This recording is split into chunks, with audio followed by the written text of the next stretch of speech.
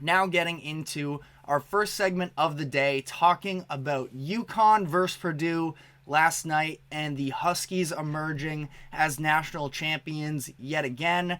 They defeat the Boilermakers 65-50 in a game that truthfully wasn't, I would say it was competitive to some degree, but UConn really ran away with this one yet again, as they've continued to do time after time during this 2-year stretch. The story of the first half, when it was more competitive, was the battle of the big men in Zach Edey and Donovan Clingan. And really the key for UConn was the fact that Donovan Clingan was able to provide a look defensively that Edey has not really seen throughout his time up to this point in this NCAA tournament run, where Clingan had the height and size to be able to match up against Edey one-on-one.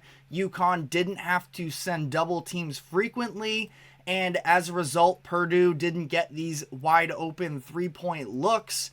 Edey finished with 0 assists, not that he's, known as necessarily a tremendous passer, but still is capable of surveying the defense when they give open looks, and UConn just didn't make it easy all night. Edey finished with 37 points, but even in the first half specifically, when he was matched up against Clingan, a lot of these shots that he made were not easy whatsoever. He was hitting these tough contested hook shots. He did have an absolutely beautiful up and under move that, when you talk about the fact that this was the first matchup between 7-footers since 1984 in Patrick Ewing and Hakeem Olajuwon, that little up and under move that Edey gave would have made Hakeem proud for sure. But honestly, Purdue could only ride that for so long, and UConn was very comfortable allowing Edey to sort of get his and shut down everybody else, run them off of the three-point line, make their guards, who are a lot more perimeter-centric, try and actually drive to the basket, and really make them play a different game. And on the other end, UConn is just such a force that Purdue did not have the personnel to match up with. But on the note of the three-point shooting, Purdue has been a much improved three-point shooting team from last season, where they were outside of the top 100 in three-point percentage. This year they shot over 40% from three, an incredible mark. They went just 1 of 7 last night, only took 2 3-point attempts in the first half even. So those numbers are even a little bit inflated because they were sort of chucking shots down the stretch of that game to just try and force their way back into this one. But according to Gary Parrish of CBS, it was the first time in 330 games that Purdue hasn't taken at least 8 3-pointers. That would be the 2014-2015 season. So UConn just totally threw Purdue out of their element, and it was very clear where one of the best offenses in the league this season, or in the country this season, I should say, was unable to really get it done. And UConn took that double-digit lead at the 13 minute mark in the second half, and they did not look back from there and rode this one out to a victory.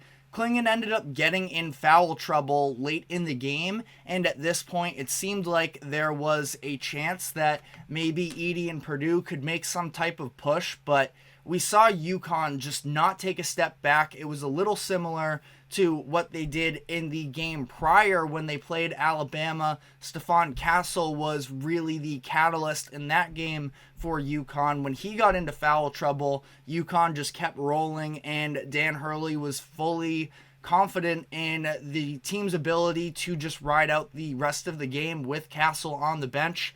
And this was an even more extreme version where you have the Naismith Player of the Year on the other end getting his, but again, UConn was just sort of comfortable letting him do his damage in the paint. On the other end, UConn was just out-rebounding, out-hustling, out-shooting Purdue, and Purdue wasn't able to get the stops to slow it down. It was interesting even during this stretch where Klingon left the game and they were up 17 points. By the time he came back around the it was the 2:30 minute mark, somewhere around then, they were still up 15. So they gave up just about no ground. And during this time as well, you had UConn's backup big-ish, more of a forward, but Samson Johnson, who was really taking that secondary Edie assignment, he ended up fouling out as well at 5:38. And even still, UConn just kept rolling. They put Alex Caraban, a much undersized player, at the 5. And again, that's when they sort of started throwing some more double team looks. But even still, Purdue's offense was just not able to get it done. And really, the Huskies were just an undeniable force this season, a Death Star. And they cap it off with another extremely convincing performance where they, during the past 2 NCAA Tournament championship runs, they won every game by at least 13 points. They covered the spread in every single game as well, have not been kind to Vegas, where obviously, for those who aren't super in tune with betting necessarily, Vegas tries to give these other teams a handful of points, oftentimes double-digit points, to try and make it more competitive. Well, it would have had to be double digits in most cases because that's how much UConn won by. But time after time again, UConn was able to sort of overcome expectations and put an even more impressive performance together than people were expecting. So they dominate their way to becoming the 6th team in NCAA men's tournament history to repeat as national champions. This is the first time a team has done so since Florida in 2006-2007. And it is an even more impressive accomplishment considering the fact that when you look back to those Florida teams, they were able to return their top 7 scorers from the first year to the second year. UConn lost their top 2 scorers in Adama Sanogo and Jordan Hawkins, plus also Andre Jackson Jr., who was a key piece to that team as well. And again, credit Dan Hurley. I know he's not the most popular coach in the country for sure, but he definitely is good at his job, and he gives UConn their 6th national championship, tying them for the 3rd most titles in NCAA men's history. The arguments about whether or not they are a true blue blood are no more, and they have just put together an unreal stretch, even expanding past just the Hurley years, where all 6 titles have come since 1999, doing so with 3 different coaches, and doing so in an era that is probably harder than the sport has ever been to repeat as champions, to be a prominent force. And we see this much parity, and UConn just does not abide by those laws. Dan Hurley puts his name among the greats to coach a team to multiple championships. He gave that quote that is really circulating the internet now, that he said in 2020, where he said, "People better get us now, we're coming."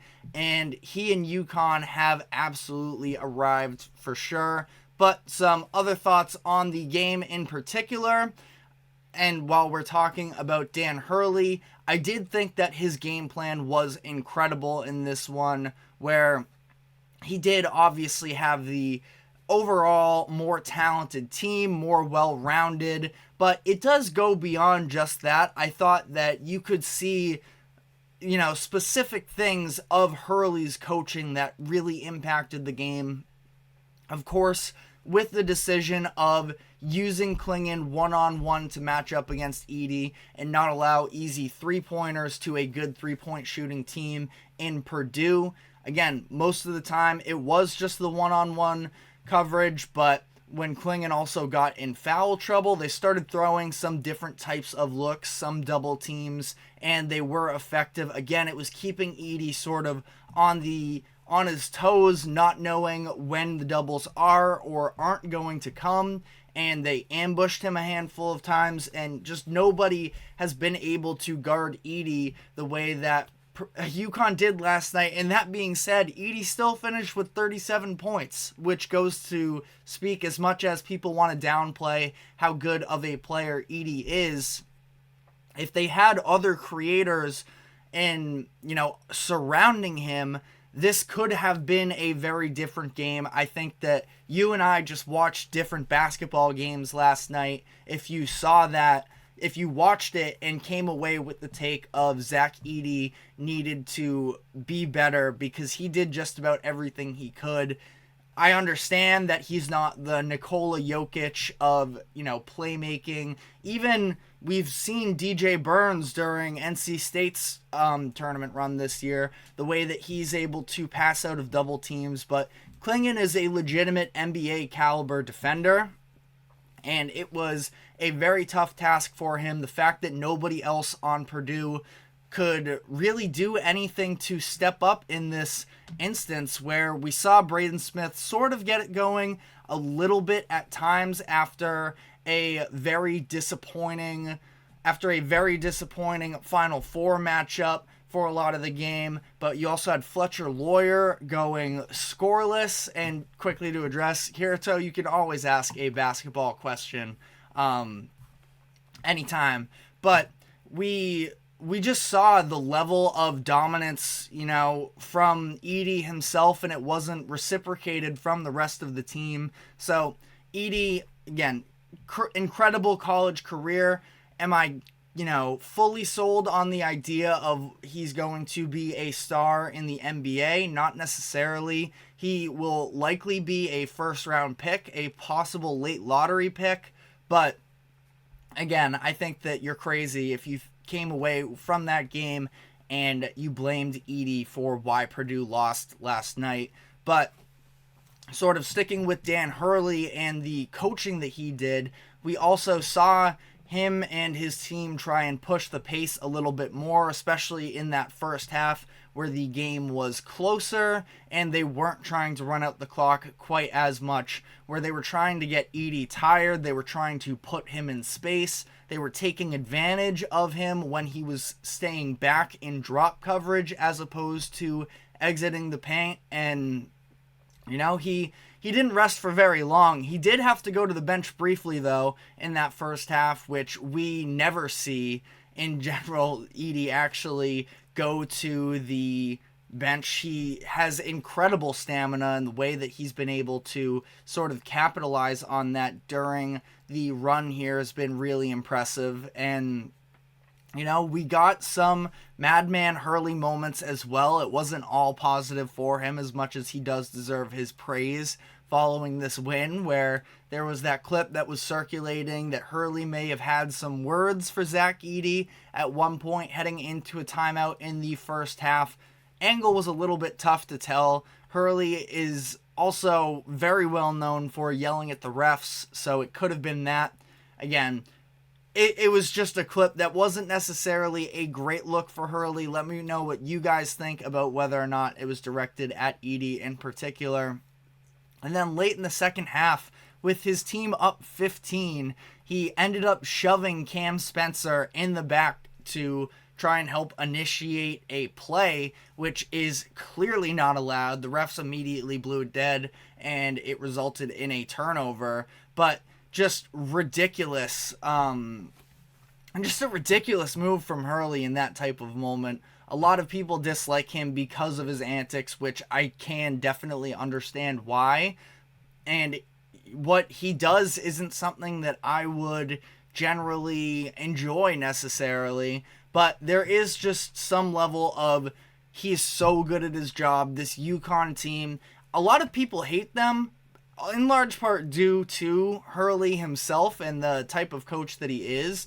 But I feel like, at least from a personnel standpoint, they've been a very enjoyable team all around, where you have Stephon Castle and the freshman talent that he brings.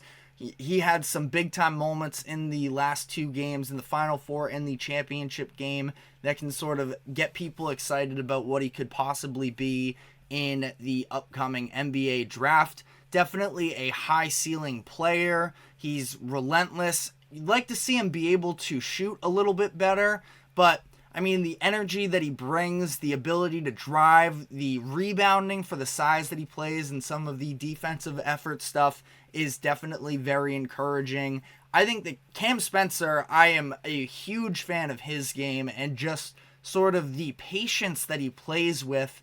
And he is, we see a lot of times in the NBA, this, the term has been thrown out a lot of the idea of foul baiting and being a free throw merchant.